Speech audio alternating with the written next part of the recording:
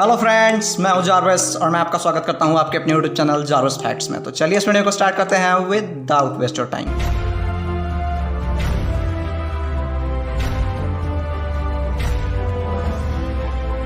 दोस्तों, हर बार की तरह इस बार भी एक नया साल आया जिसका कि नाम था 2020। बट ये जो साल था वो अपने साथ कुछ ऐसा लाया जिसने सबको हैरान कर दिया। लोगों ने हर बार की तरह इस बार भी इस साल को हैप्पी न्यू ईयर की तरह मनाया, पर ये जो साल था वो एक्चुअल में हैप्पी न्यू ईयर नहीं था, क्योंकि ये साल अपने साथ एक ऐसा वायरस लाया जिसने सबके रोंगटे खड़े कर दिए। और इस वायरस का जो नाम था वो था कोविड-19 यानी कि कोरोना वायरस। इस वायरस ने जो दुनिया में चेंजेस लाए वो वाकई हैरान कर देने वाले थे। Number 5, change in environment. तारीख थी 8 दिसंबर 2019 जब वर्ल्ड हेल्थ ऑर्गेनाइजेशन यानी कि WHO ने कोविड-19 के फर्स्ट पेशेंट को क्लेरिफाई किया। हालांकि एक रिपोर्ट के अनुसार कोविड-19 का फर्स्ट पेशेंट जो था वो 17 नवंबर को ही मिल चुका था। इस वायरस ने दुनिया भर में इतनी तेजी से अपने पांव पसारे कि विश्व स्वास्थ्य संगठन यानी कि WHO ने 11 मार्च 2020 को इसे वर्ल्ड पेंडेमिक यानी कि वैश्विक महामारी घोषित कर दिया। फिर क्या था, भिन्न भिन्न देशों ने अपने यहाँ लॉकडाउन लगाना स्टार्ट किया। इस लॉकडाउन के लगने के कुछ ही दिन बाद हवा इतनी ज्यादा शुद्ध हो गई थी कि पंजाब के जालंधर से लगभग 140 किलोमीटर दूर हिमालय की पहाड़ियां दिखने लगी थीं। अब लोगों को आसमान नीला दिखाई देने लगा था,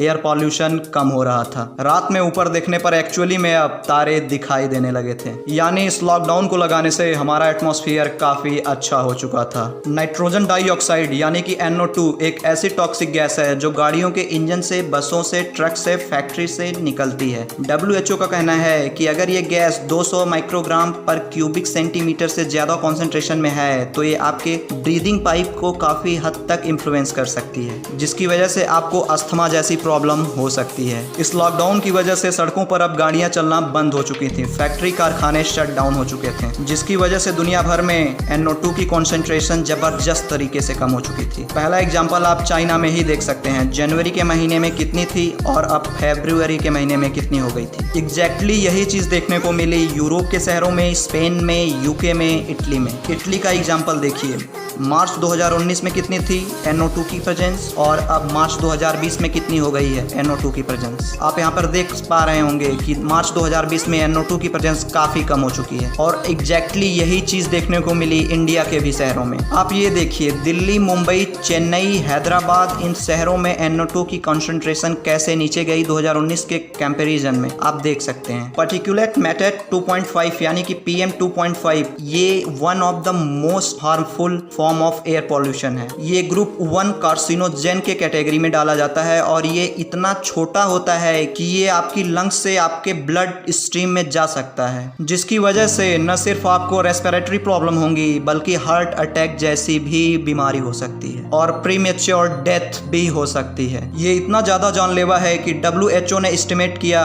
कि हर साल दुनिया भर में 4 मिलियन से भी ज्यादा लोग मारे जाते हैं PM 2.5 की वजह से, हुए heart disease, stroke, lung cancer, chronic lung disease और रेस्पिरेटरी इन्फेक्शन से। लॉकडाउन की वजह से दुनिया भर में PM 2.5 की लेवल्स कम हो चुकी थी। आप इंडिया का मैप देखिए, 7 अप्रैल 2019 को क्या कॉन्सेंट्रेशन थी PM 2.5 की पूरे देश में और 7 अप्रैल 2020 में क्या कॉन्सेंट्रेशन थी PM 2.5 की पूरे देश में। एक बहुत ही सिग्निफिकेंट अमाउंट से ये कम हो गया है। यही वो रीजन था दोस्तों जिसकी वजह से आपको अब आसमान नीला दिखाई देने लगा था, रात में तारे दिखाई देने लगे थे। ये उस समय की आप मुंबई की फोटो देखिए, आप पहचान भी नहीं पाओगे कि ये मुंबई की फोटो है, लग रहा है कि कोई फॉरेन कंट्री हो। यानी ओवरऑल देखा जाए तो कोरोना वायरस का इन्वायरमेंट पे काफी अच्छा प्रभाव पड़ा, जिसकी वजह से भले ही कुछ दिन के लिए लेकिन हमारा एटमॉस्फेयर साफ हो गया था। Number 4, change in Indian and world economy. दोस्तों, आपने अच्छी खबर तो सुन ली, पर अब आते हैं बुरी खबर पर। इस चार्ट को देखिए जरा, ये चार्ट है पिछले 60 सालों की दुनिया भर में कार्बन एमिशंस का। आप देख सकते हैं साल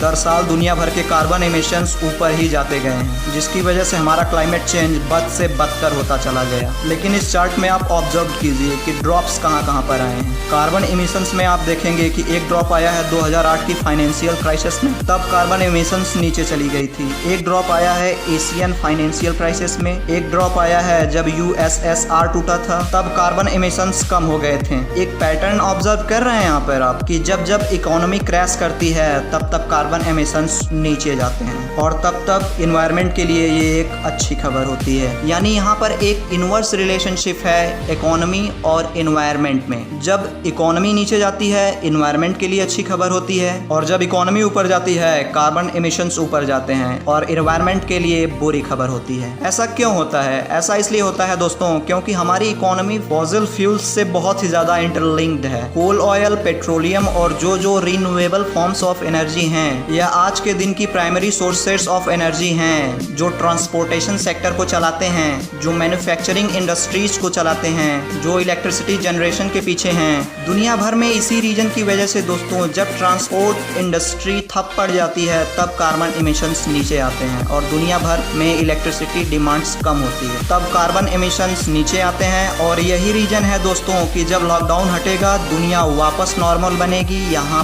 पर अब कार्बन एमिशंस वापस ऊपर जाने लगेगा, एयर पॉल्यूशन ऊपर जाएगा। यानी ओवरऑल देखा जाए तो इकोनॉमी पर कोविड-19 का बहुत ही बुरा असर पड़ा। Number 3, change in human life. Corona virus के कारण हमारी आदतें और हमारी दिनचर्या काफी हद तक बदल गई है। हमारी जीवन शैली में हो रहे इन बदलावों को हम हर दिन महसूस कर रहे हैं। इतिहास की कई बड़ी बदलावों के बाद सामाजिक, आर्थिक समझ और जीवन शैली में बदलाव देखे गए हैं। कोरोना संकट के दौर में भी देश दुनिया में सामाजिक जीवन काफी हद तक प्रभावित हो रहा है। हमारे खान पान और तौर तरीके से लेकर हमारी कार्यशैली बदल रही है। आने वाले समय में इन बदलावों का बड़ा असर पड़ने वाला है। हो सकता है कि इस दौरान हमारी बदली आदतें हमारे जीवन का स्थायी हिस्सा न बन जाएं। अगर ये आदतें हमारे जीवन का हिस्सा बन गईं तो सच में भाई ये हैरान कर देने वाली बात है। Number 2, change in education. 24 मार्च 2020 को भारत में कोरोना के कारण पहली तालाबंदी की घोषणा की गई। इस बीच कोरोना एक वैश्विक महामारी के तौर पर सामने आया ही साथ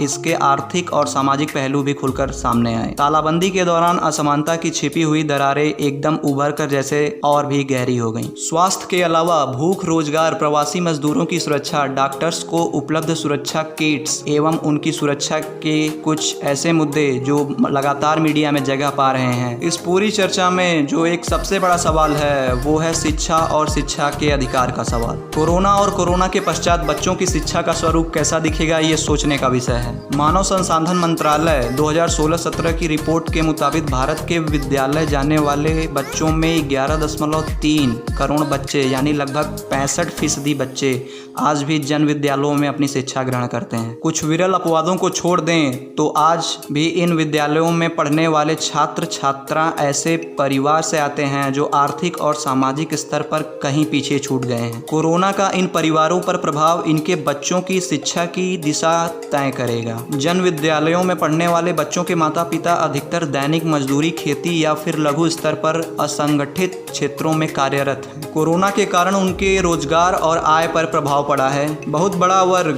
जो शहरों से वापस गांव की तरफ लौटेगा तो बच्चों के ड्रॉप आउट लेने की संभावना बहुत ही ज़्यादा बढ़ जाएगी। तालाबंदी खुलने पर परिवारों की आर्थिक स्थिति पर गंभीर प्रभाव पड़ने के कारण बच्चों को आय के स्रोत के रूप में देखे जाने को उनकी शिक्षा के ऊपर प्राथमिकता मिलेगी और ड्रॉप आउट संख्या में इजाफा होगा। इसमें भी लड़कियों की शिक्षा और उनके स्वास्थ्य को लड़कों के वनिस्पत तरजीह मिलने की संभावना कम है। विशेष आवश्यकताओं वाले बच्चों की शिक्षा पर एक बड़ा सवालिया निशान है, जहां एक और समाज में उन्हें बड़े स्तर पर बहिष्कार का सामना करना पड़ता है। यानी ओवरऑल देखा जाए तो कोरोना वायरस का शिक्षा पे बहुत ही बुरा असर पड़ा है। Number 1, change in animal life. Animal life और वाइल्ड लाइफ पर भी शायद इस लॉकडाउन का कुछ असर पड़ा है, क्योंकि ऐसे बहुत से वीडियो वायरल हो रहे हैं जिसमें लोग देख रहे हैं कि ऐसे जानवर जो आमतौर पर देखने को नहीं मिलते वो आज सड़कों पर आ गए हैं, क्योंकि भाई लोग सड़कें इतनी खाली पड़ी हैं। हालांकि इनमें से बहुत से वीडियो फेक थे। फेक मैं इस सेंस में नहीं कह रहा हूँ कि ये मैनिपुलेटेड वीडियो थे। फेक मैं इस सेंस में कह रहा हूँ कि इन जानवरों के लिए सड़कों पर निकलकर आना इतनी अनकॉमन चीज नहीं है जितना कि लोग बता रहे हैं। लेकिन आप इतना जरूर कह सकते हैं कि जिन जानवरों को लोग पहले ऑब्जर्व नहीं कर रहे थे वो आज दिखाई देने लगे हैं, क्योंकि सड़कें इतनी खाली पड़ी हैं। लॉकडाउन के दौरान तो ये एक अच्छी चीज है कि लोग अपने आसपास की बायोडाइवर्सिटी को ऑब्जर्व कर रहे हैं। तो दोस्तों इस वीडियो में फिलहाल फिलहाल इतना ही, मिलते हैं आपसे अगली वीडियो में, तब तक के लिए गुड बाय। वेट, अगर अभी तक चैनल को सब्सक्राइब नहीं किया है तो प्लीज़ आप लोग सब्सक्राइब कर लीजिए and press the bell icon, ताकि आने वाली वीडियो की नोटिफिकेशन आपको टाइम टू टाइम मिलती रहे। तो मिलते हैं आपसे अगली वीडियो में, तब तक के लिए अगेन गुड बाय।